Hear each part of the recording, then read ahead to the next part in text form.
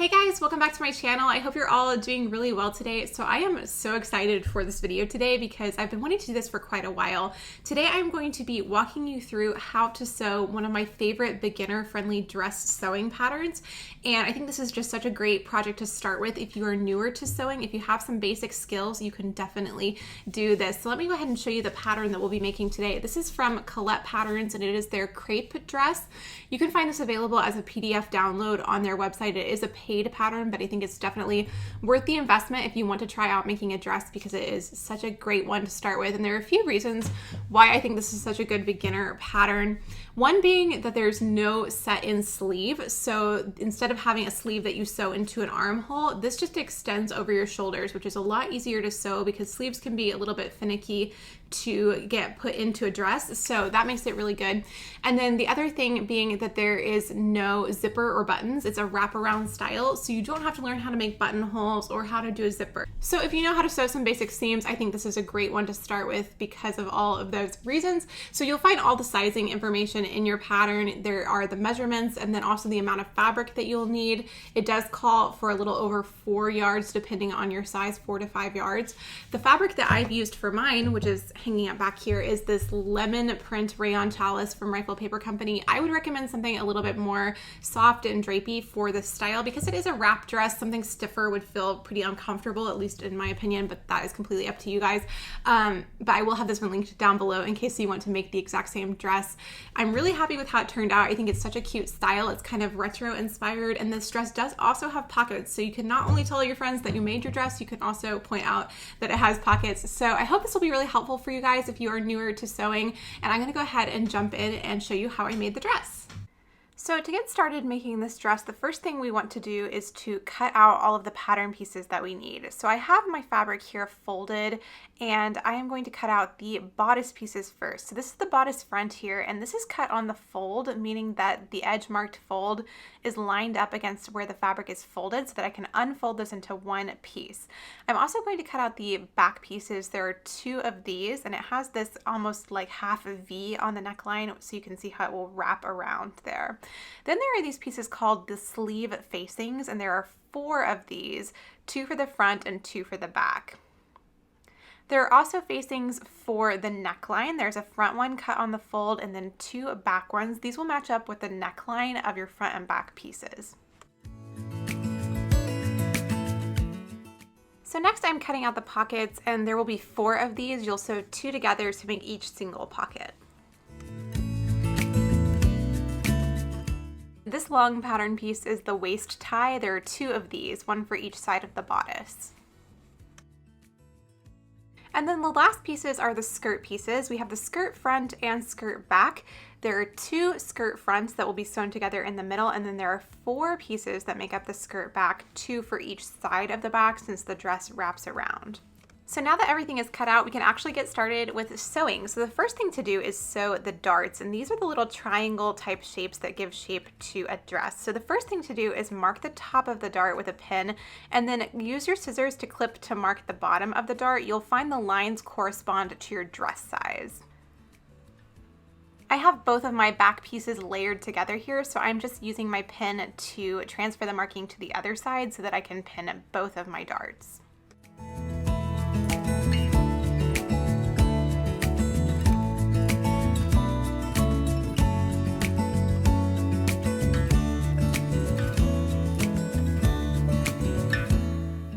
So to pin the dart together, you want to start by finding those little notches that we cut to mark the bottom of the dart, and then you will fold the right sides together to match up those 2 notches, allowing the fabric to taper up towards where we've marked with a pin.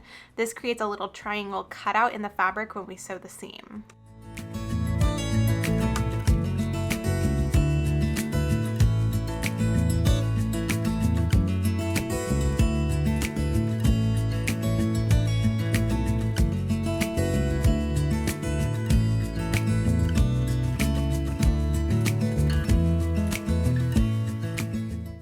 So here's what the dart looks like now that it's pinned, and when you sew your darts, you always want to start at the wide end and then taper off of your fabric. And you'll notice that when I unfold this here, you can already see how it's almost creating shape even when it's just pinned here.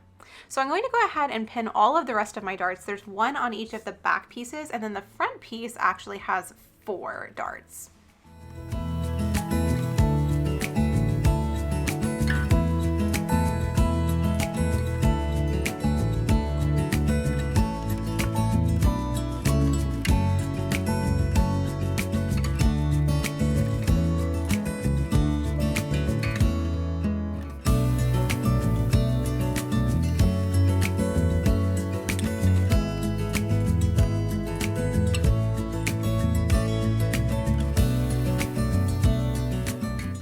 With all 6 darts now pinned, I'm going to go ahead and start stitching. So I like to start with a few back stitches just to secure my thread in place on the wide end of the dart, and then I'll just stitch tapering towards the end of the dart. And once you get to the end of the dart, don't back stitch here, just sew right off of your fabric and then knot those 2 threads together. This will keep your fabric from puckering on the right side.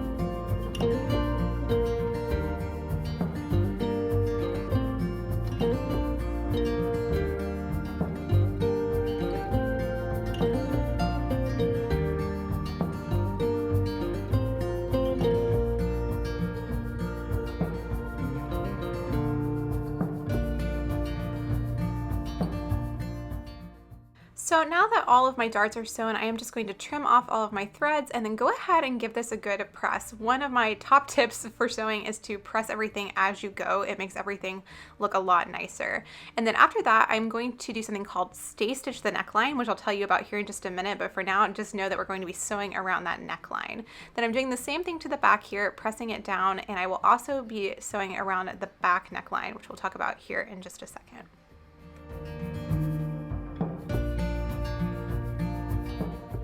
So now we're getting ready to stay stitch the neckline, and stay stitching just keeps your neckline from stretching out. So turn your stitch length up to the highest length and then just stitch all the way around all of your neckline edges, being careful not to stretch the fabric here. This just keeps it from stretching out of shape, which is really important when anything is cut on an angle.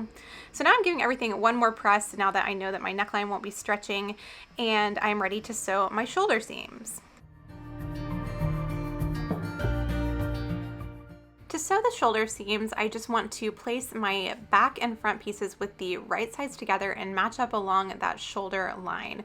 I'm just going to pin this down, and then I will stitch across using a 5/8 of an inch seam allowance and making sure to back stitch. I'm also going to use my overlocker to finish off my seams. You can definitely use a zigzag stitch if you don't have an overlocker.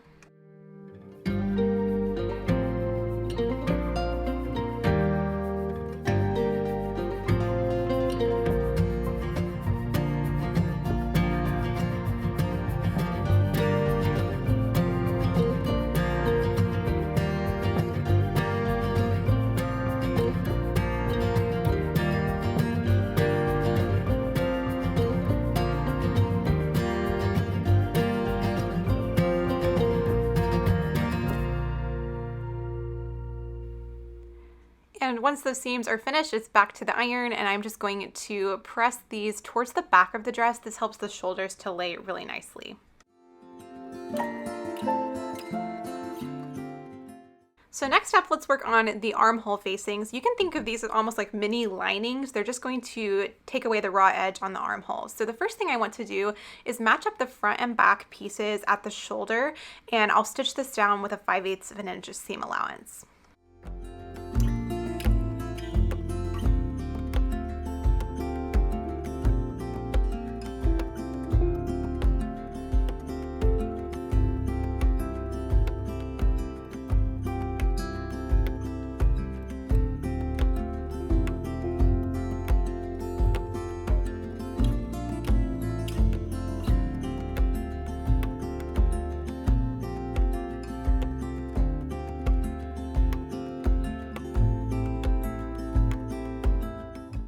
also finishing these seams off with my serger, but that is completely optional. And then I'm just going to press the seam to one side.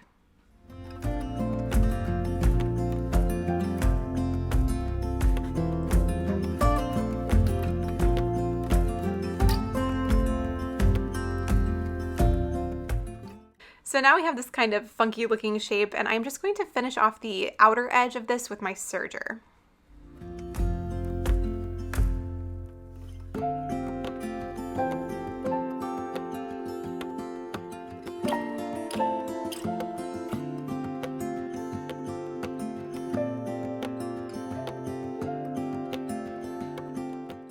So now we can add the facing to the armhole, and you'll notice that this matches up perfectly with the sleeve area on your dress. So pin this with the right sides together all the way around the armhole and sleeve area, and then we will stitch all the way across, following all of the curves using a straight stitch and a 5/8 of an inch seam allowance.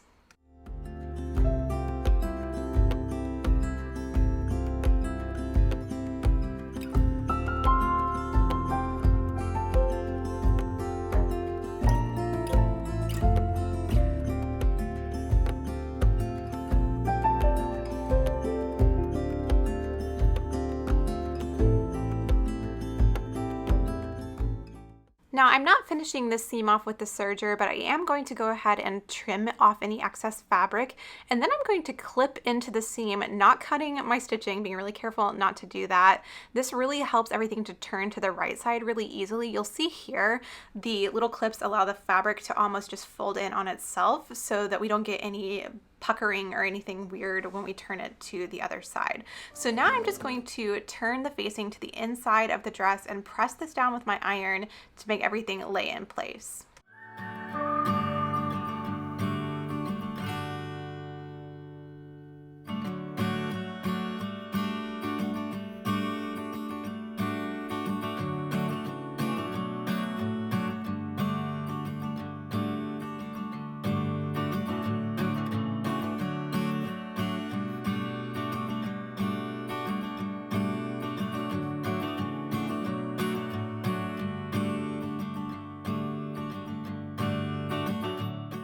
So now our facings are done and are looking really good, and now we can move on to the side seams of the bodice. So the first thing to do here is finish off all 4 of these edges, and I'm going to use my serger to do this.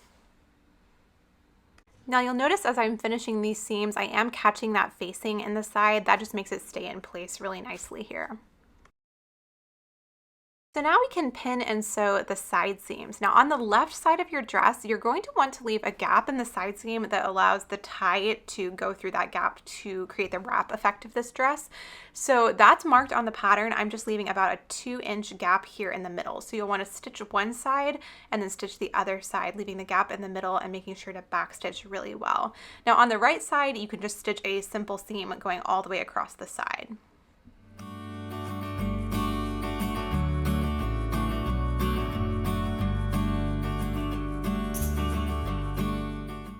So once the side seams are stitched, I'm just going to press these open, and you can see here how that little gap looks. So now we're moving on to creating the waist ties. So the first thing to do here is to fold each tie in on itself so that the right sides are together, and then we'll stitch all the way down the long side. And then here at the end, you have 2 options. The pattern just allows you to square this off at the end following both edges, but I like the way it looks if you point it off, so that's what I'm going to do.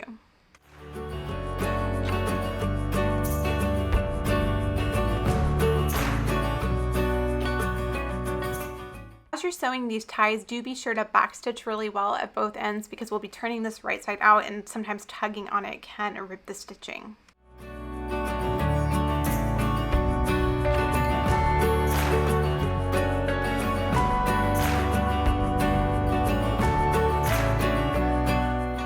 So now I'm just going to turn my ties right side out, and to do this I like to use something like a knitting needle to help push the fabric out into the end and make everything look really crisp.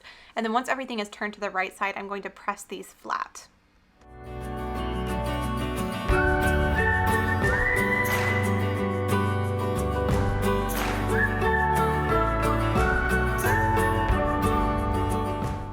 So once my ties are done, I can go ahead and add these to the back of the bodice. Now this is marked on the pattern, so you can follow the markings that are on the pattern and just pin this to the bodice back with the right sides together. And I'm making sure that the point is going the direction I want it to, since I decided to point off the ends. And then I'm just going to stitch this down with a basting stitch. A basting stitch is basically temporary stitching. It's just holding it in place until we do another seam that will be a little bit more secure. So to stitch a basting stitch, you just want to turn your stitch length up to make it a little more loose. So now we're going to work on the neckline facing, and first I'm going to cut all of my neckline facing pieces out of some fusible interfacing. This is basically like synthetic fabric that you can iron on to your fabric to make it a little bit stiffer and keep it from stretching out. So this is not necessary, but it definitely will give you a more professional finish on the neckline. So I'm doing that for all of my facing pieces here, and I'll link to some fusible interfacing down below. So now we're just going to match up the shoulders on this facing and stitch those down with 5/8 of an inch seam allowance and a straight stitch.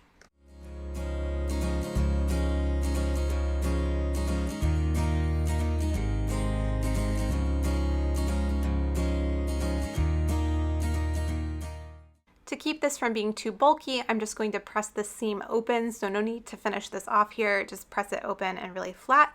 And then we're going to go all the way along the outside of the facing and serge this just like we did on the sleeve facings. These are very similar concepts here, and you will already be really comfortable with this by the time you finish those sleeves. So now just pin the neckline facing with the right sides together to the neckline, going all the way around. I like to match up the shoulder seams just to make sure that everything is fitting in place properly, and I'm going to pin all the way around, and then we'll stitch all the way around the perimeter of the neckline and down to where the waist ties are as well. So this is what's going to catch those waist ties in the seam and keep them in place.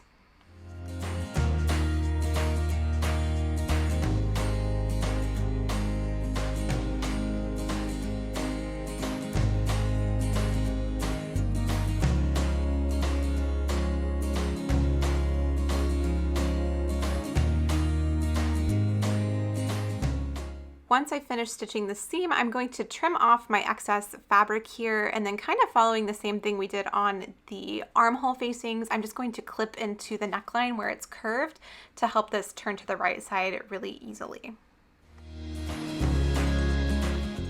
Before I turn this to the right side, I am going to do something called understitching. And to understitch, you want to keep your seam folded towards the facing, and then you'll stitch along the facing, catching that seam underneath it. This helps everything fold to the inside really easily. So I am just understitching, going all the way around my neckline as best I can and keeping my stitching really close to that facing edge.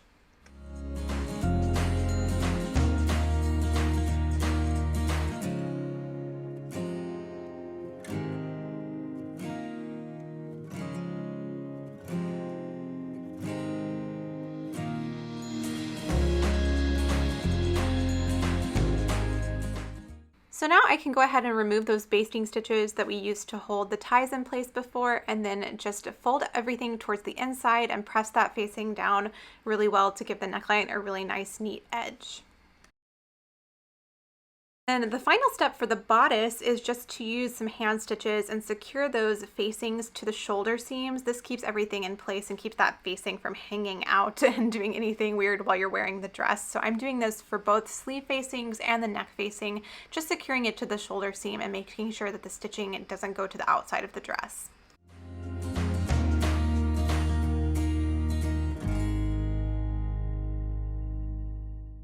So once you finish these hand stitches, the bodice is done, and if you made it this far, guys, the bodice is the hardest part. So let's get started on the skirt. It's much easier.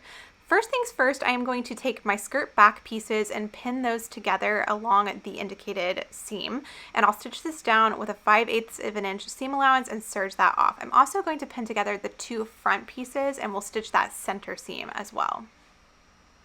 So once you finish all of these seams, instead of 2 front pieces and 4 back pieces, you should have 1 front piece and 2 back pieces.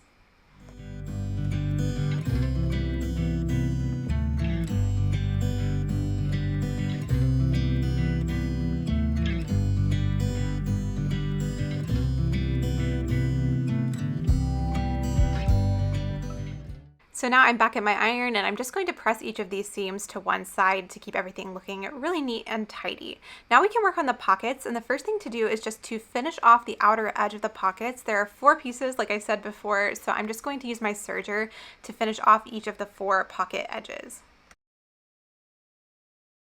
So now we're going to pin the pockets to the skirt. So let's start with the skirt front. You'll find the indicated marking on the pattern for where the pocket should sit, and then place the pocket with the right sides together against the skirt piece and pin this down. We'll stitch across the pocket edge with a 5/8 of an inch seam allowance to secure it in place. The skirt front will have 2 pockets on it, and then each of the back pieces will have 1.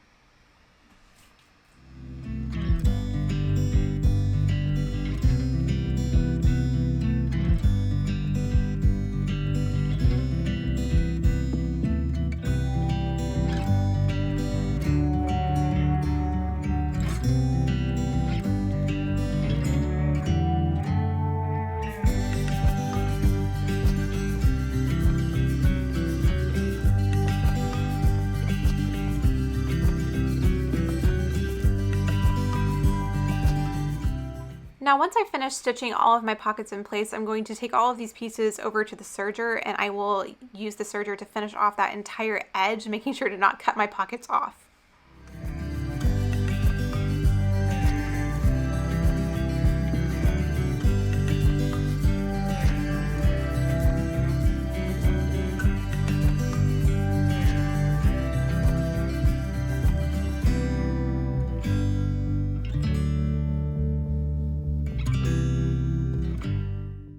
So now that the pockets are attached, we can go ahead and join the 2 back pieces to the skirt front. So to do this, I am matching up the side seams, and I'll pin this down and then also pin the pocket pieces together. This is what makes the pocket work right here. So you want to stitch starting at the top and then going all the way around the pocket, not stitching straight down, but going around that curve using a 5/8 of an inch seam allowance.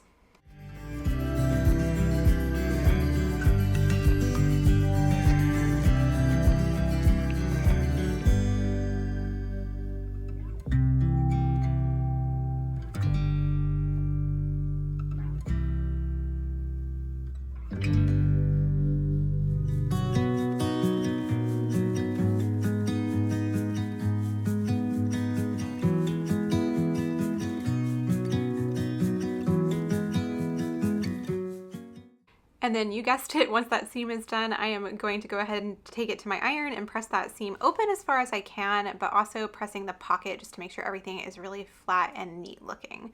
Now we can go ahead and hem the back edges of the skirt. So I am going to fold these over twice, about 1/4 of an inch. I actually serged this off just to kind of give me a guideline for my folding, but you can just measure and fold however you prefer to do it. And then I'm just going to stitch this down with a straight stitch. All right, you guys, so we have made it to the most fun part of making a dress. We get to attach the bodice and skirt together. This is the part that is so much fun to me because it really starts to take shape as a dress. So first things first, I'm unfolding the bodice, and then I'm just going to match up the top of the skirt to the bodice with the right sides together. And I like to use all of my side seams kind of as guide points. So sometimes I'll start by pinning at each seam and then pinning in between just to make sure everything is really evenly distributed. If you've done all of your sewing correctly, everything should match up really easily here. So just pinning all of that down, and then we will stitch this down with a 5/8 of an inch seam allowance, being really careful not to let the skirt get any puckers in it or anything, because you want everything to lay really smoothly. And then as soon as you finish stitching the seam down, go ahead and finish off the edge.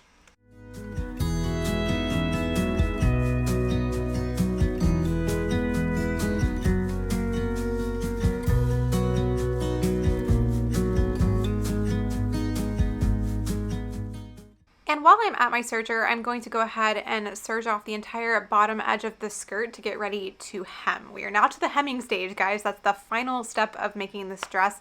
So I would recommend that you go ahead and try the dress on here at this stage and see where you want it to hit, so how much of a hem you want to do. I'm just doing a narrow hem, so I'm folding my serging under twice here, and then I'll just stitch that down with a straight stitch. With this pattern, that makes it about knee length, but you can adjust that to be whatever your preference is.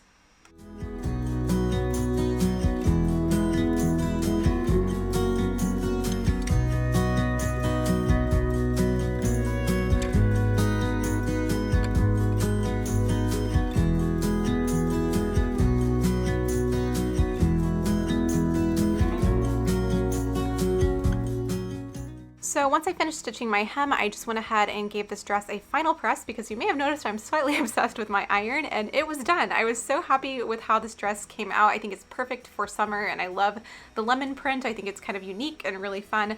I really hope some of you guys will try this pattern out because I think it's such a great confidence booster if you're new to sewing. I love the unique neckline on this. I think it's super cute, but it does also have the option for a more round neckline if that's what you're looking for as well. And because it was like 100 degrees outside while I was filming this, I had to make a little bit of photogenic lemonade, and I like to pretend to be graceful, but this is what normally happens. Alright guys, that is going to be it for this video. I hope you found it helpful if you're wanting to get into sewing or if you are wanting to try to make a dress from scratch. I hope that this was really straightforward and helpful for you guys. Let me know down in the comments if you have any questions. I am always available to try and answer your questions to the best of my ability. I'm really happy with how the dress came out. It actually reminds me a lot of Chuck from Pushing Daisies, if you guys have seen that show. I put it on and I just thought, oh, this reminds me of all her cute yellow printed dresses in that show. So that made me very happy, and I really love just the retro styling of it. I think it's super cute. So I hope you enjoyed seeing how I put it together. If you are new to my channel and you haven't subscribed yet, I would love for you to go ahead and do that by pushing that red button down below. That'll let you stay notified when I post videos in the future. I have a lot of sewing content coming up, so if you want to keep up with the projects that I'm making, please go ahead and subscribe so that you can stay tuned for that. And if you would like to get a little sneak peek of what I'm working on, I do usually share my projects kind of behind the scenes over on Instagram stories, so I'll put my username here if you would like to go follow me over there. That is the best place to keep up with me outside of YouTube. It's pretty much the only social media I use. So I hope to see you guys over on Instagram, and I also hope to see you in my next video, and I'm gonna go ahead and leave it there for today, guys. Thanks for watching, and I'll talk to you next time. Bye. 'Cause darling, there was nothing right when all you seem to do is lie. Those days are gone. I'm walking tall while you're